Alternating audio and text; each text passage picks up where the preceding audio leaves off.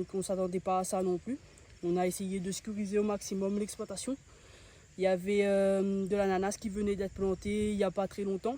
Malheureusement, j'ai environ 1000-1500 mètres carrés à mesurer avec les techniciens qui malheureusement a été débâché. Donc certains plants d'ananas sont restés sur place, mais la bâche s'est envolée.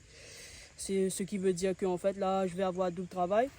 C'est-à-dire qu'il faudra remettre du nouveau paillage, il faudra remettre de nouveaux amendements dessous pour que l'ananas puisse se développer. Et il faudra de nouveau regarder à récupérer des plants pour remettre en place parce que les plants se sont envolés en fait. Avec le vent, ils se sont envolés. Donc c'est un coup de jeu pour nous parce que ça demande de la trésorerie supplémentaire.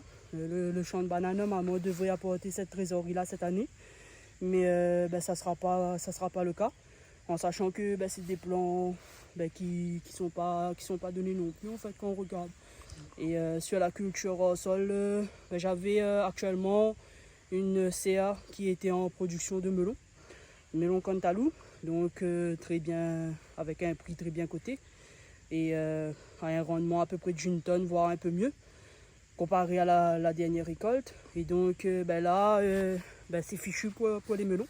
Donc pour nous, ça va faire un énorme trou dans la trésorerie. Il ne faut pas le négliger. Aujourd'hui, on essaye de garder la tête haute, mais c'est très compliqué. J'espère vraiment qu'on pourra avoir une aide ou au moins être entendu par les diverses autorités et avoir une indemnisation parce qu'on ne s'attendait pas à ça.